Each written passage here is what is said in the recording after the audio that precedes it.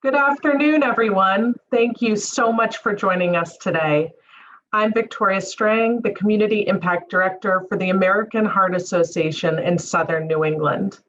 We are thrilled that you have joined us for our second community conversation in partnership with the Rhode Island Parent Information Network. Special thanks to our sponsor, Neighborhood Health Plan of Rhode Island, for helping us to fund this important initiative.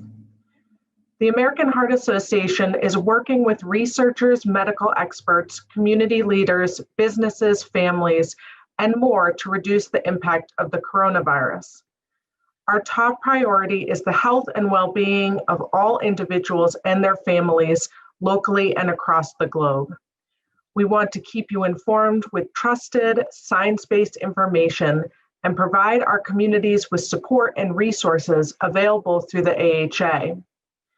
Today, we have several speakers from our community who are going to hear from, including Mark from the Rhode Island Parent Information Network, Rosemary O'Brien from Neighborhood Health Plan of Rhode Island, Jeff Willett from the American Heart Association, and I will be your host, Victoria Strang. We are so grateful for the work of our community partner, the Rhode Island Parent Information Network, who is serving as our local host for this conversation. Here to say more about the critical work Ripen is doing is Mark Gray, Communications and Community Engagement Manager. Thank you, Victoria. It's great to be here. We really appreciate you partnering with us and so many other organizations to bring this important information to the community. As Victoria said, my name is Mark. I'm here from Rhode Island Parent Information Network, or Ripen. I'm just going to tell you a little bit briefly about our organization, kind of who we are and what we do. So it's like I said, it stands for Rhode Island Parent Information Network. We are an independent nonprofit organization. We are staffed by peer professionals. We work around a peer professional support model, and I'll tell you a little bit more about what that means in a second. We basically help Rhode Islanders of all ages and all abilities access and navigate different programs and services in three big overarching areas: healthcare and health insurance, education, special education, and disability services and supports. And those, of course, all overlap with each other, but I'll tell you a little bit about how we help families access and navigate what are sometimes complex systems. We use, like I said, what's called a peer professional model. And what does that mean? So that really is the thing that sets us apart as an organization. Peer support is what Ripen brings to the table. 3/4 of our staff are what we call peers, meaning they themselves have a child, a loved one, a parent, someone in their life, someone in their family whom they have had to navigate these systems themselves on their behalf. So they have experience working with special education in Rhode Island. They have experience working with complex healthcare and health insurance systems. And it's that firsthand experience that we combine with professional training and development that really allows us to help and serve the community in a way that we otherwise wouldn't be able to. So looking at, again, sort of the three broad areas in which we're able to help Rhode Islanders, one being healthcare. We can help you get health insurance if you don't have it. If you do have it, we can help you understand and use your coverage no matter what type you have, whether it's private insurance, Medicare, Medicaid, if you get a plan through HealthSource RI, no matter what, we can help you troubleshoot and resolve insurance issues. We offer different wellness programs. They're all evidence-based. Many are low cost, many are free. And we do care management services for those who qualify as well. In the area of special education, we can really help you as a parent know your rights and know what your child is entitled to. We can help you navigate those complex processes when it comes to getting an IEP for your child, 504 accommodations, help you as a parent develop your own advocacy skills to better advocate on behalf of your family and your child. We do a lot of work with transitioning out of high school for children with disabilities, transitioning to adult services. And we also offer a variety of resources, trainings, workshops, all of them online now, all of them webinars to help you kind of understand these topics yourself. And when it comes to different services and supports for individuals with disabilities, we work a lot with early intervention programs in Rhode Island. We hire early intervention parent consultants, all of whom their own child went through early intervention. So they have, again, that peer experience. We maintain a medical hold portal, different resources, specialists, support groups that you can contact around your child and their disability. We do care coordination services to our Cedar Family Center for individuals who are on Medicaid and who have a child with a disability. And we also offer, of course, a number of support groups for families, for parents to sort of help and support each other. So important, especially right now when we can often feel very isolated. So how do you access these services from Ripen? You give us a call. We have a call center. It is, again, staffed by peer professional experts. They're going to work with you from start to finish. They're going to help you identify your issue, help identify any programs or services that are going to support you, whether they're offered by Ripen or offered by outside organizations. We're really going to look at you and your whole family and try to get you connected with everything to help you navigate these systems. And this is how you reach us. 401-270-0101. You can give us a call Monday through Friday, 8 a.m. to 5 p.m. are our hours. If you call during those hours, you will almost always get a live answer. If you don't, if you have to leave a voicemail, if you have to call after hours and leave a voicemail, or if you'd rather send an email to callcenter@ripen.org, someone will get back to you, usually within about a couple of business days. But if you leave that voicemail or email, someone from Ripen will reach out and begin to help you navigate whatever it is you're trying to get to. So that's it for me. I really appreciate you all taking the time to hear a little bit about Ripen. Do give us a call if there's anything we can ever help you with. With that, I will turn it back over to Victoria to get on with the rest of our program today. Thank you so much, Mark. I know as a Rhode Island resident, I am very grateful for Ripen and the services it provides to many of the families in our state. So thank you for giving that short introduction to all the work that you guys do. So today for our community conversation, we are joined by two experts, Jeff Willett from the American Heart Association and wellness specialist Rosemary O'Brien from Neighborhood Health Plan of Rhode Island. They will begin our conversation, but we also hope to hear from you. At the end of the speakers' presentations, we invite you to submit any questions to the chat box. The chat box will be open throughout our presentations today, and we invite you to ask questions, and we will answer them at the end of the program. In addition, we are recording this webinar and will make it available to share after the event. Finally, if you are using social media throughout this conversation, please use the hashtags on the screen at SNEHeart and hashtag SNEHeart. Our speakers today will discuss the impact of tobacco products on our health, the health of our children, and the lasting implications of COVID-19. I want to introduce our first speaker, Jeff Willett, Vice President of Integrated Strategies at the American Heart Association. Welcome, Jeff. Thanks, Victoria, and thanks, Mark, for the wonderful work that you and Ripen are doing in Rhode Island. It's a pleasure to join you today to talk about a really serious and critical health issue, tobacco use, and the impact that it has in Rhode Island, and really on there'll be a focus on the impact that vaping is having on teens in Rhode Island. So if we could go to the next slide, please. Sometimes it's easy to forget that cigarette smoking remains the leading preventable cause of death and disease in the United States. And in the United States, over 480,000 people die every year from cigarette smoking or exposure to secondhand smoke. Nearly 500,000 Americans each year. That's the equivalent of Colorado Springs or Omaha, Nebraska. I should have looked to see what it would be equivalent to in Rhode Island, but we're talking about an enormous impact that tobacco use has on the health of our community. And that's also true in Rhode Island. Roughly 13% of all adults in Rhode Island are current smokers. And so what do we know? We know that the vast majority of smokers want to quit.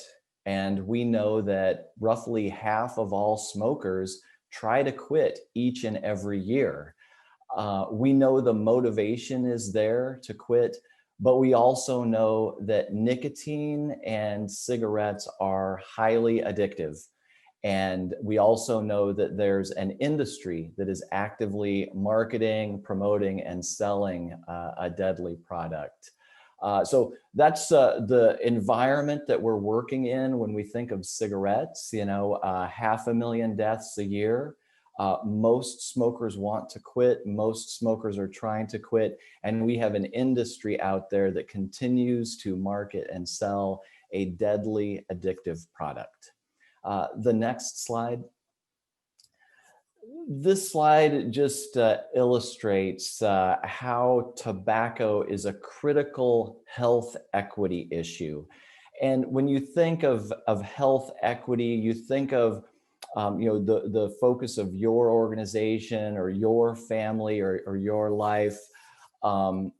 However you look at equity, there are tremendous implications for tobacco use in our communities. So kind of working across the slide, the tobacco industry has used menthol flavored products for many years to target the African American community and youth. The majority of African American smokers use menthol products, and roughly half of all teenagers who smoke cigarettes use menthol. Recently with e-cigarettes, the industry has doubled down on the success of these flavored products. And they've used a wide range of flavored e-liquids to attract youth and attract new users. So menthol and flavors generally is a tremendous equity issue in that there's a disproportionate impact on communities of color and young people through flavored tobacco products. When we look at tobacco marketing and the tobacco retail environment, nationally, there's a higher concentration of tobacco retailers in lower income communities and close to schools. The industry is more actively marketing and selling its products in lower income communities and in areas where youth are most likely to frequent. And that's really consistent in communities across the country. So just the marketing and sale of tobacco products is a critical equity issue. The industry has targeted communities for many years. If you look at the Cool campaign from the 90s, the industry co-opted hip hop culture to promote cool cigarettes, menthol cigarettes to young people. You can go back to the Joe Camel era, where the industry used cartoon imagery to target young people and kids. You can go back to earlier eras, the Virginia Slims campaign, and how the industry targeted women. The industry continues to target specific communities with its marketing and advertising. And then finally, from a health impact standpoint, there are disproportionate health impacts of tobacco use on communities of color, greater rates of tobacco use and greater impacts of tobacco-related disease and tobacco-related deaths. So tobacco is an important health issue. It's also an important equity issue. Next slide. And then a focus of today's conversation, COVID-19 and tobacco use. So Unfortunately, there is evidence indicating that tobacco use is a risk factor for COVID-19 and for more severe symptoms of COVID-19 and increased risk of transmission. So I'm going to refer to my notes here a little bit just to make sure I cover all the ground that I hoped to. But according to the World Health Organization, smokers that already suffer from lung disease and reduced lung capacity are certainly at risk for more severe symptoms from COVID-19. But there are other implications for tobacco-related diseases and coronavirus. So in general, many smoking-related illnesses impact the ability of the body to oxygenate blood, impact the supply of oxygen in the blood, and suppress the immune system. And really, all those factors together increase a smoker's risk of viral pneumonia, which is certainly related to influenza generally, but also coronavirus. So for many reasons, smoking has a direct relationship to more severe coronavirus symptoms. With regard to e-cigarette use and vaping, the evidence is not as clear. We know that there is evidence that e-cigarette use can suppress the immune system. We know that there are short-term effects of e-cigarette use and vaping, but the evidence isn't clear that e-cigarette use specifically is related to more severe COVID symptoms. But we do believe that just the behavior itself of e-cigarette use or cigarette smoking may increase the risk of transmitting the virus. So neither behavior lends itself well to mask wearing. E-cigarette use also is related to the emission of large aerosol clouds that include respiratory droplets. We know that young people often share vaping devices and can transmit the virus that way. So while the evidence isn't clear regarding the relationship for vaping and COVID, there is strong evidence regarding smoking and COVID, and both cigarette smoking and e-cigarette use can increase the risk of transmission. Next slide, please. So what do we know about e-cigarettes specifically when it comes to health? Well, we know they're not safe. We know that they are not risk-free. We also know that as of today, e-cigarettes have not been regulated or reviewed by the FDA. The FDA is currently reviewing a whole range of e-cigarette products to determine if they should remain on the market. But as of today, there are no FDA authorized e-cigarette devices sold in the United States.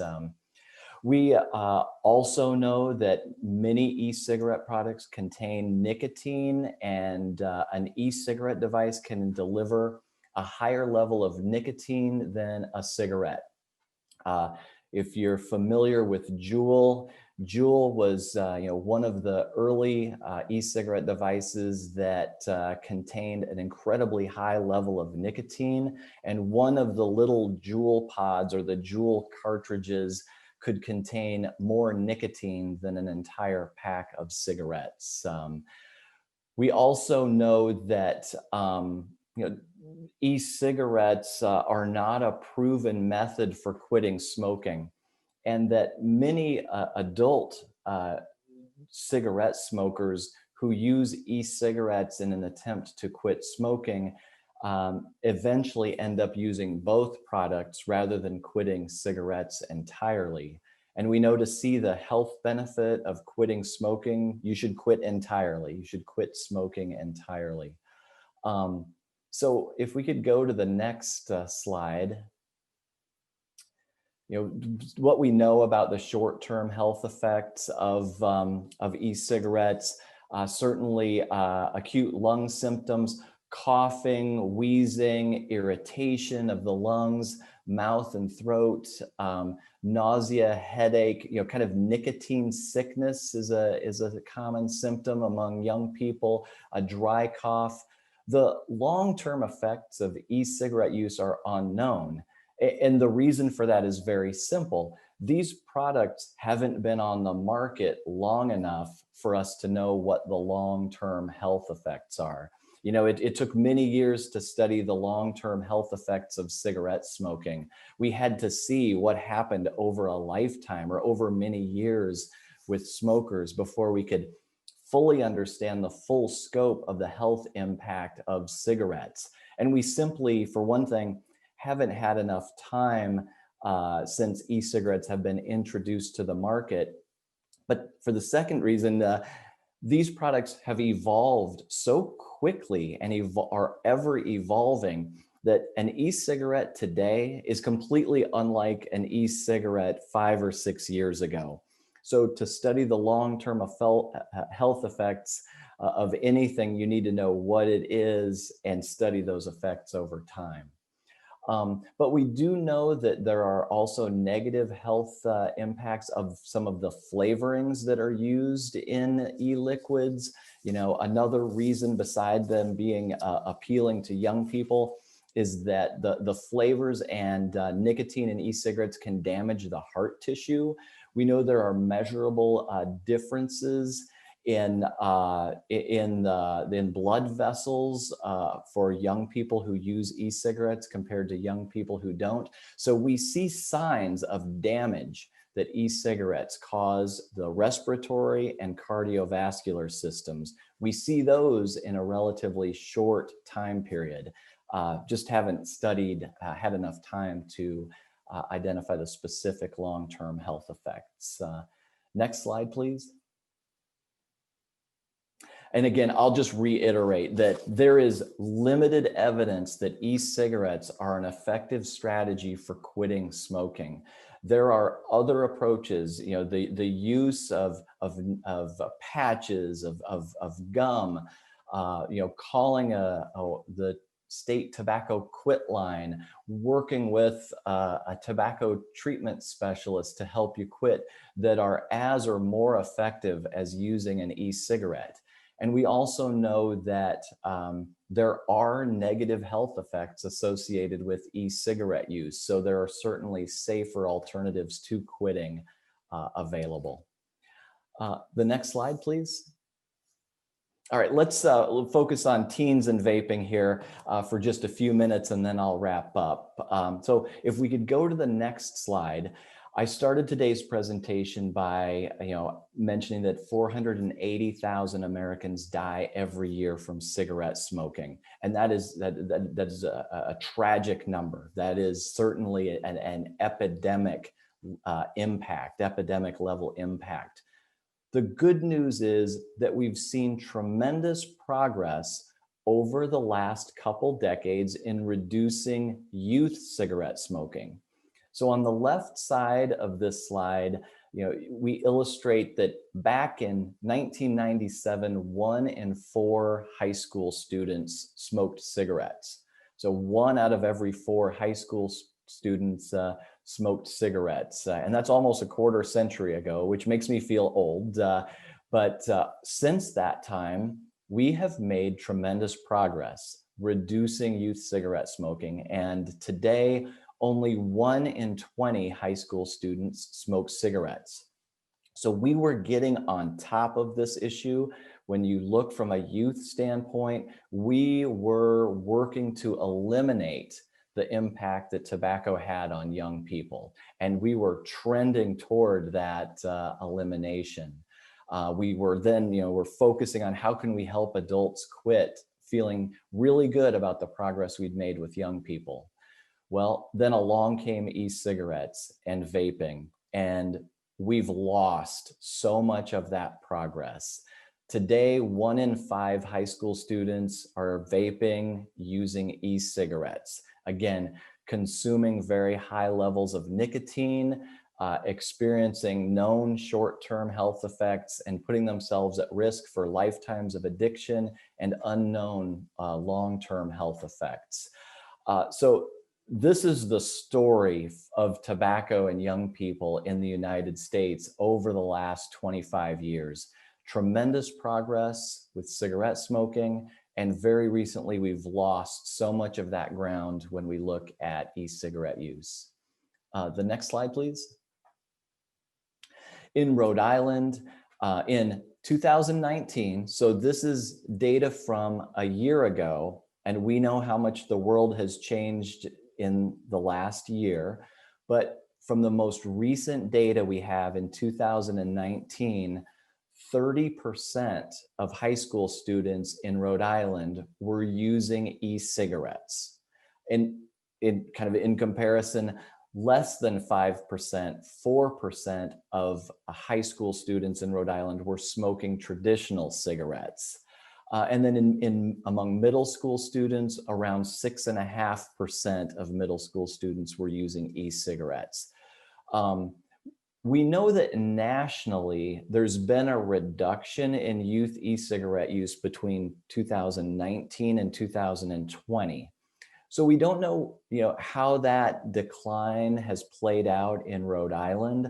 I suspect that there has been a bit of a decline, but we're still in a situation where there's incredibly high rates of e-cigarette use among young people in Rhode Island.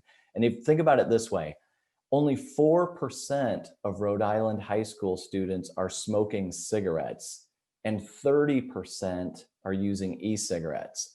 My guess would be that the vast majority of that 30%, they've never picked up a traditional cigarette. They would have never started smoking if it weren't for e-cigarettes and vaping. And now that is the tobacco product that they are using. Next slide, please. This just illustrates the rate of smoking across demographic groups, across race and ethnicity among high school students in Rhode Island. You see roughly 30% of non-Hispanic white high school students were vaping in 2019, and roughly 20% of non-Hispanic Black and Hispanic high school students were vaping. 18, 20%, those are very high rates of use. That's not good, right? These are all comparisons of bad right here.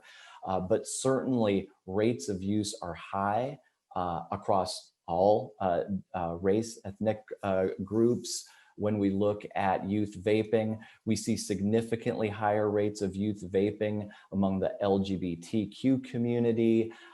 We see higher rates of tobacco use overall among communities with lower socioeconomic status. So if we could go to the next slide. So e-cigarettes are the most commonly used form of tobacco among youth. They've certainly replaced cigarettes as the most common form of tobacco.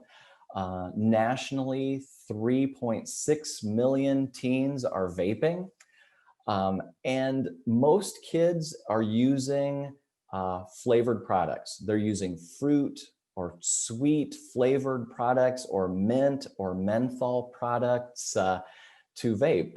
The vast majority of young people who first try a vape are using a flavored product. These flavored products, they give it a more pleasant feeling, a more pleasant sensation.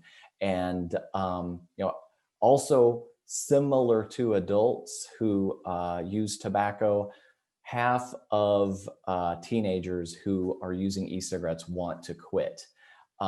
Many of them are already experiencing symptoms of addiction. Many of them want to quit. So again, I think it's imperative for all of us to put a few pieces together. The industry developed an addictive product. They're packaging and marketing in a way that's highly appealing to young people, including the product designs and the flavors that are used. And people may even be using e-cigarettes not knowing how addictive they are, that they contain nicotine.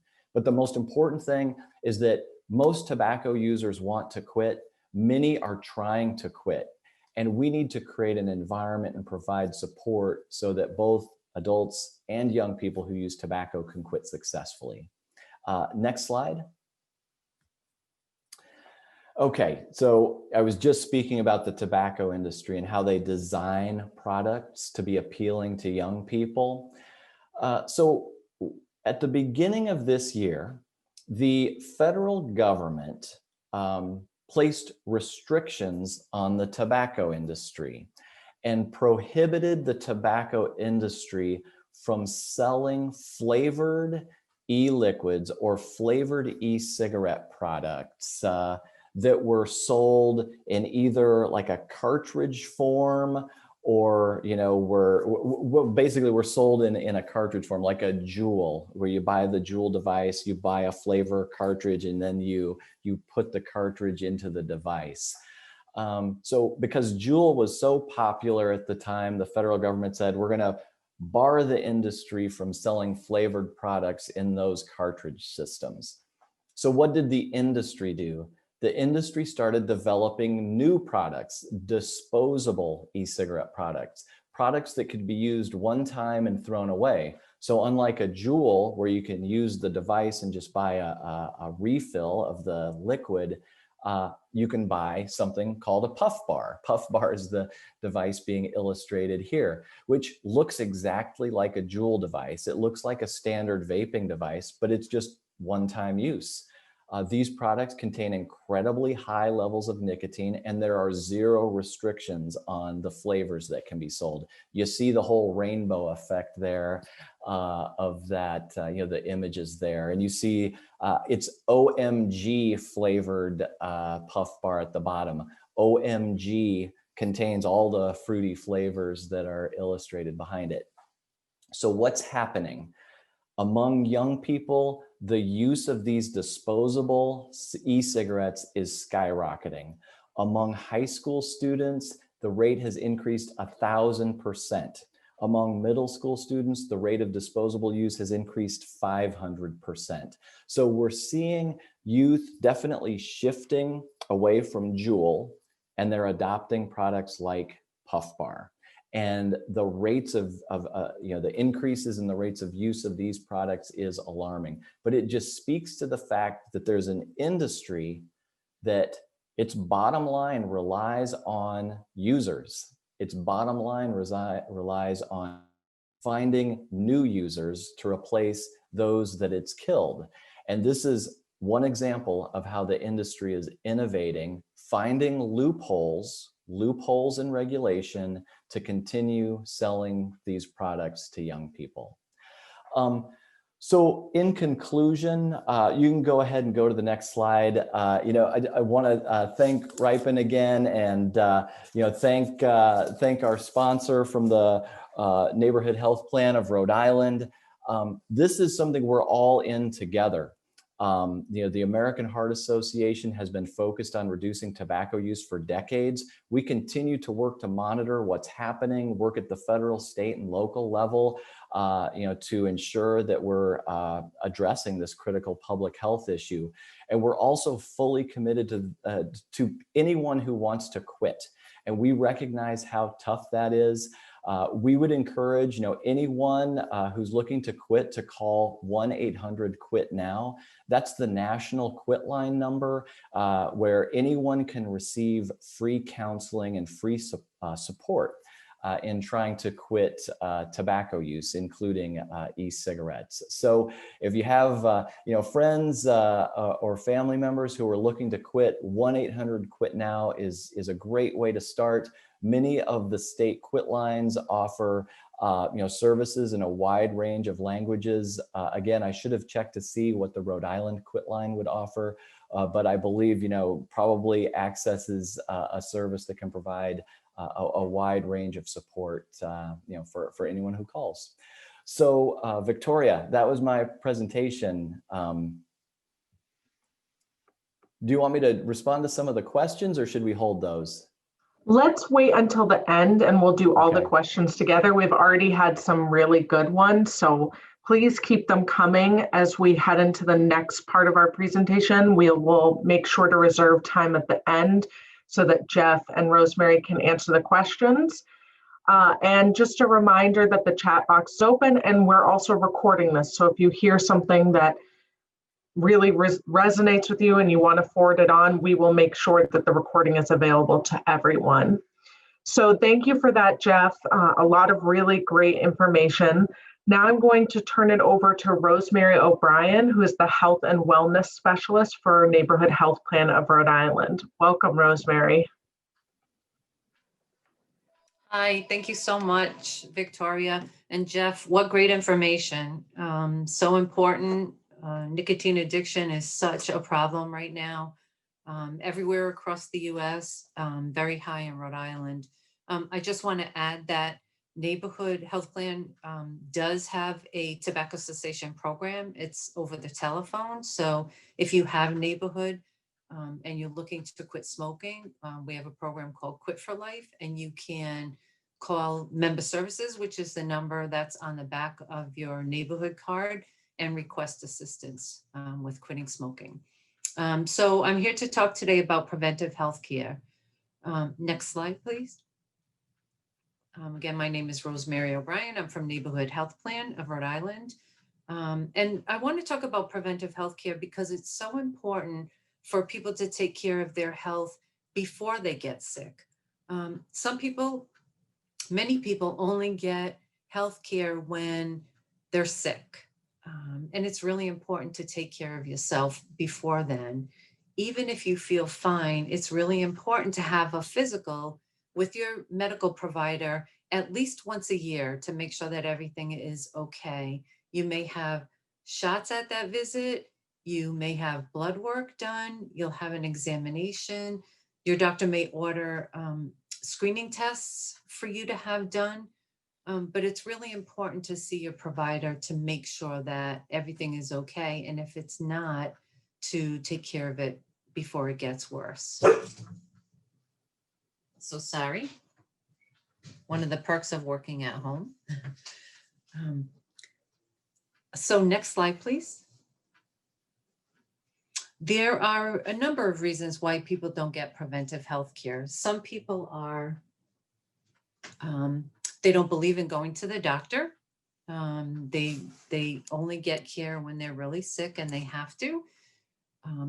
They may not have health insurance and don't want to have a large bill. So if you do not have health insurance, you can go to one of the community health centers in Rhode Island and you could get care that is based on your income. Some people don't trust doctors. They don't trust providers. Maybe they haven't had a good experience before. Maybe they had a family member who was ill or passed away and they don't feel comfortable with medical providers. Some people won't go because they're afraid they'll get bad news. If something is going on with you medically and you don't know about it, it's still going on in your body. So you're still going to get sick. You're still going to have that condition going on. So it's really important if you go to get medical care and they can find that condition earlier, you can start to get services and treatment early to prevent things from getting worse. Just because a person doesn't know they have a medical problem, they still have the medical problem. So it makes sense to see a doctor, see a provider, and get that taken care of. Next slide. Neighborhood has put together a member rewards program to help our members take advantage of getting preventive health care and rewarding them for doing so. We have a program which people can get $25 Walmart gift cards for completing certain health behaviors, such as having their annual physical. So we looked at what things we think are most important for people to have done and put a gift card program in place.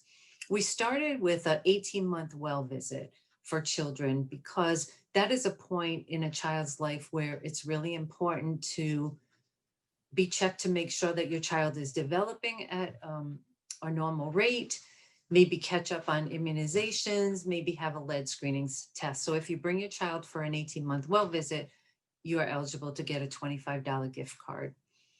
if your child gets all the recommended immunizations by their second birthday, they can get a $25 gift card. And if they have a lead screening test by their second birthday, they can get a gift card. So if you take your child to their well visit just before their second birthday and they have had a lead screening test and they have had all the recommended immunizations, that's two $25 gift cards. For anyone age 3 up to age 64, if they have their annual physical with their medical provider, they can get a $25 gift card. If someone has asthma, there is something called an asthma action plan that they can do with their medical provider. And that is a plan that is put in place so that folks know, how do I prevent an asthma attack? What do I do if I have an asthma attack? And when should I go to the emergency room or to an urgent care center? So if someone does an asthma action plan with their medical provider, they can get a $25 gift card for that.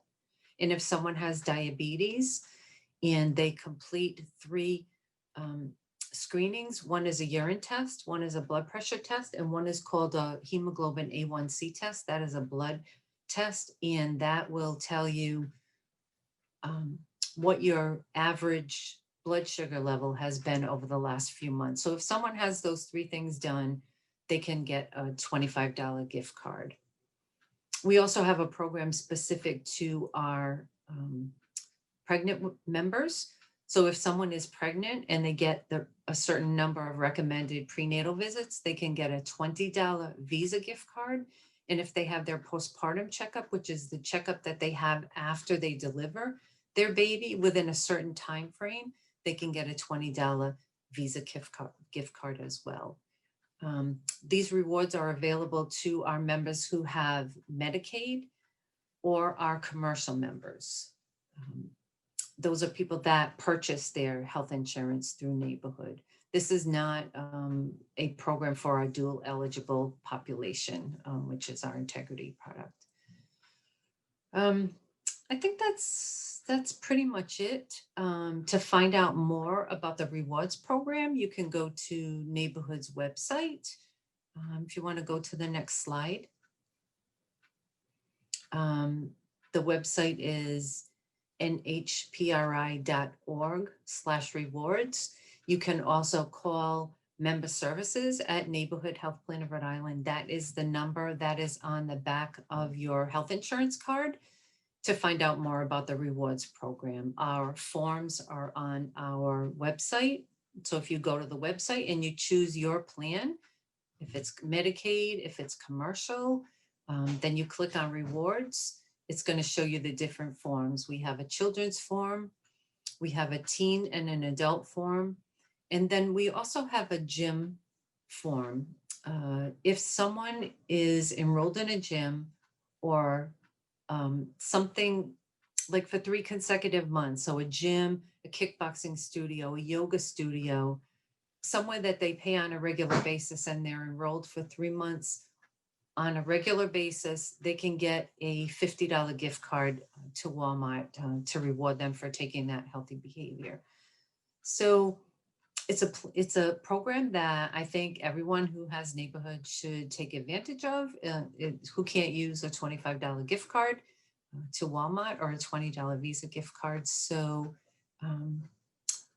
basically that's my presentation. If you have any questions, again, you can go to the website, you can call member services, or you can put a question in the chat box and I will be happy to answer your questions. Thank you.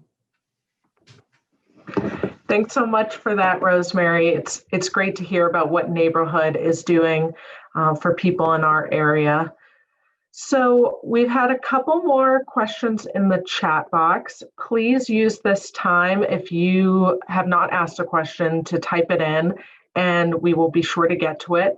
I want to invite Jeff and Rosemary to both come back on camera so we can go through some of these questions. Thank you both.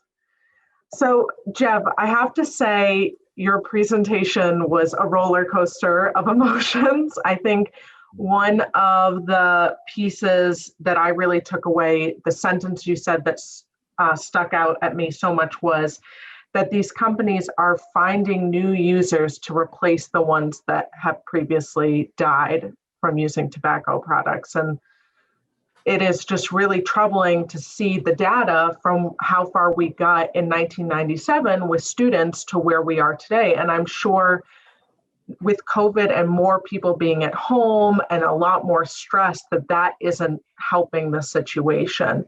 I was hoping you could talk a little bit about resources that we have, especially around youth vaping. We got a question from someone specifically asking what they can do if they have teens who are trying to quit vaping. How can parents help support them? You bet. And I just put a comment in for everybody. The American Heart Association partnered with two organizations, All Mental Health and Hope Lab, to develop some resources to help parents have a conversation with a teen about vaping.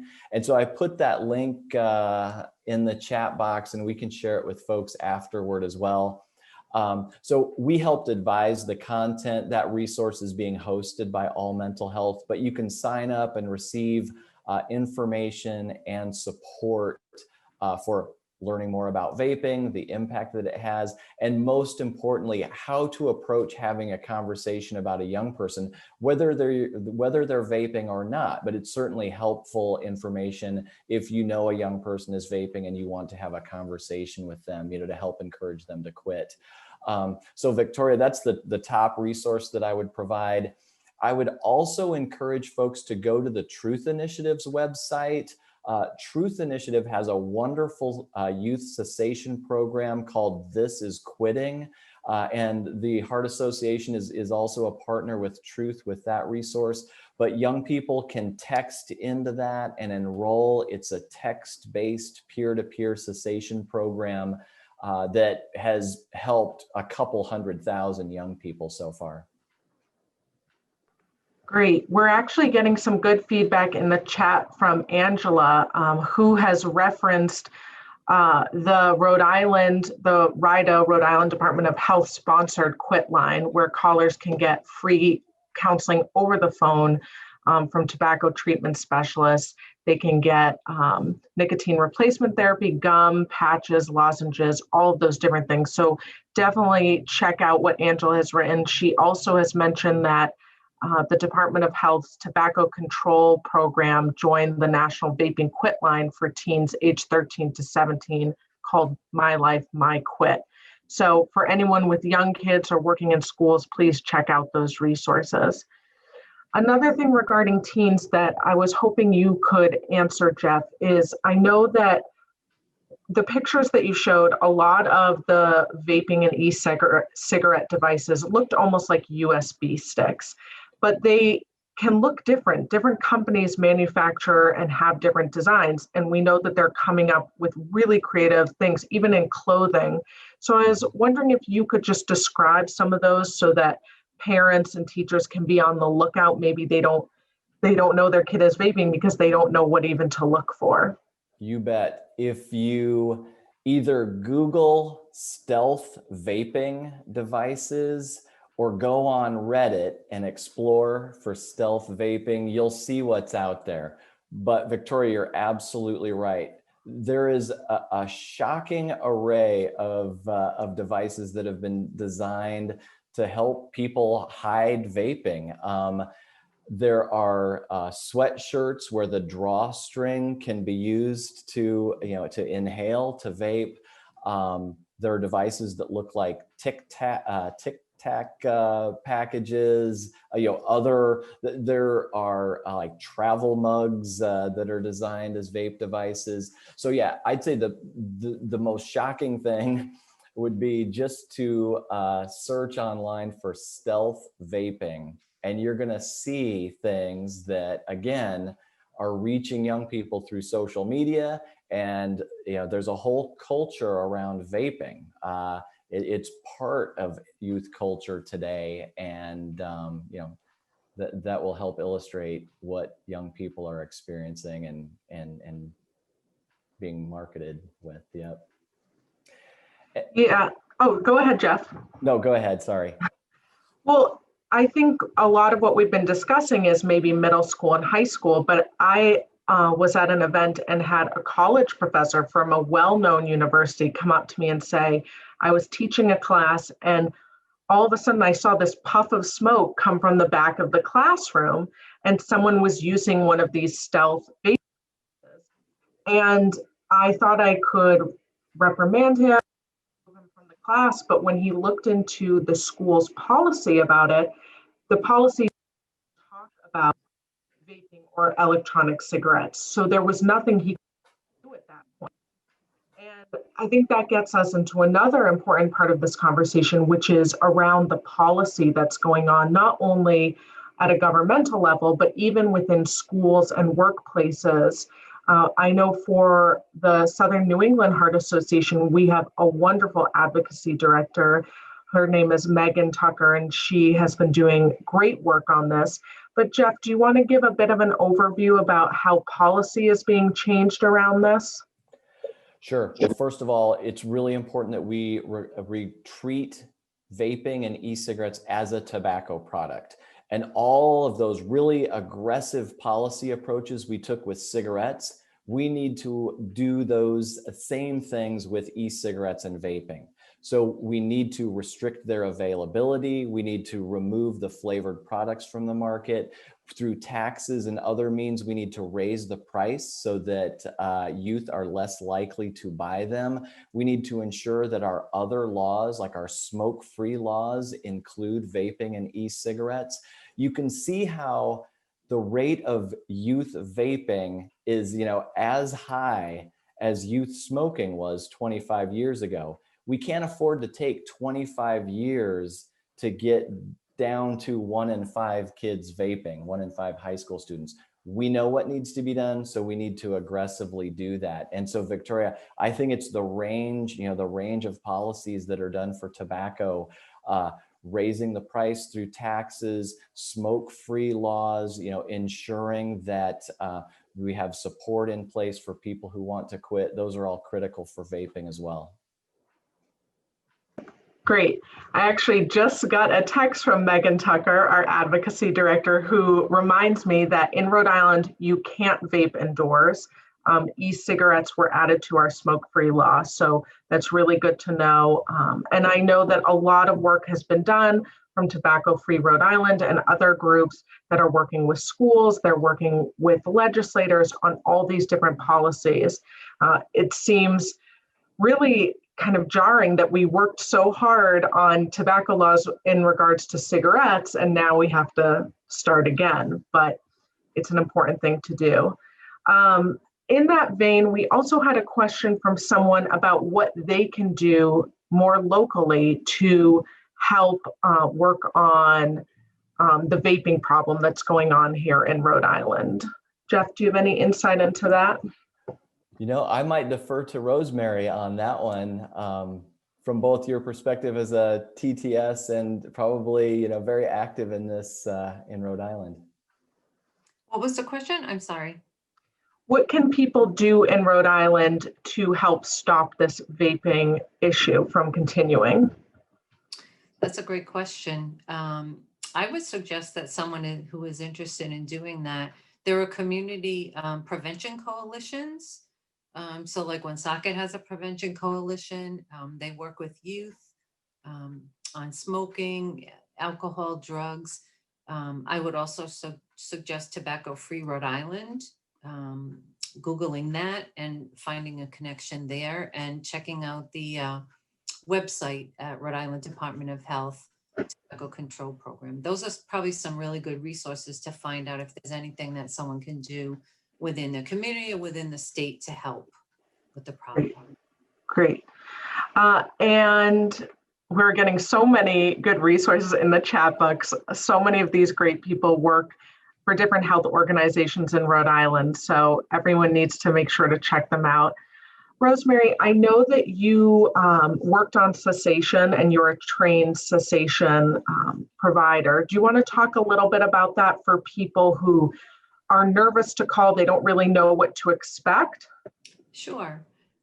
So the program that we have at Neighborhood is called Quit for Life, and we provide services. I provide services over the phone, just like the 1-800-QUIT line. Neighborhood also pays for pretty much all, if not all, of the tobacco cessation products, such as a nicotine patch, nicotine gum. So what I do is I work with people over the phone, and we work on, there's evidence that shows that if you use some kind of tobacco cessation aid like nicotine patch or gum together with tobacco cessation counseling and behavior change, that your chances of successfully quitting can double. All someone has to do is call Neighborhoods Member Services, ask about tobacco cessation. The call will be transferred to me. I'm not pushy. So talk about what the program is. It's voluntary. If someone starts the program and, 2 sessions into it says, you know what, this is really not for me, or I'm not really ready to quit, or so that's fine. People can call just to find out about the program and don't necessarily have to commit to anything. So it's pretty safe. I know it's hard. You call someone, you don't know who's on the end of the line, and you get a little nervous, and especially with something that like quitting smoking, because people, it's something that people don't like to be pushed to do. And so very non-threatening. Just can call, have a conversation, and if it ends at that, it ends at that. And if it turns into more of a working relationship, try to quit. Great. Wonderful. All right, I think we're at 3:58 right now, so I think it might be a good time to wrap up. Does any of our speakers have any last words? I know, Rosemary, you mentioned open enrollment is now. Do you want to make a little plug for that? Yes, right now, Medicaid open enrollment is happening. Believe it or not, it's only happening till it's either tomorrow or the 31st. If you have a Medicaid Right Care plan, then you can change to a different plan if you choose to do that. If you want to do that, then you have to take steps to do that. If you want to stay with the plan that you're in, you need do nothing, and you will remain in the plan that you're in. But we just like to make sure that people are aware that that is an option for them. Wonderful, thank you. And Jeff, do you have any final words? Just that, we appreciate everyone's time and support. There were some wonderful recommendations put in the chat for how to get more involved on this issue in Rhode Island. And Victoria, you mentioned the great work that's being done in Rhode Island with schools. I know Tobacco Free Rhode Island developed a tobacco-free school kind of toolkit that has a model policy and recommendations for schools. So if you're a parent, I think it's important to know what your school does to respond when kids are caught vaping. From the Heart Association standpoint, the last thing we want to see is kids being suspended or expelled. We want to use that opportunity to provide support to the young person. Again, think of it as half of the young people who vape want to quit. Think about the damage that it does to a young person to suspend them or expel them. So schools are uniquely positioned kind of on the front line to help support students. So if you're a parent of a kid who's in kind of this age group, figure out what your school's doing to respond to the issue. Wonderful, thank you. So that concludes our community conversation for today.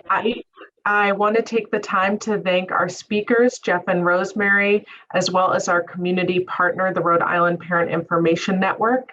This is such an important topic and one that impacts many Rhode Islanders and future Rhode Islanders, as we've talked about the impacts of youth, both middle school and high schoolers. I hope that you will all be able to join us for our next community conversation, which will be on November 17th from 1 to 2 p.m. And that will be in partnership with the Rhode Island Food Bank. And we will be talking about how to stay healthy at home. So we hope to see you there. And thank you all so much for joining us today.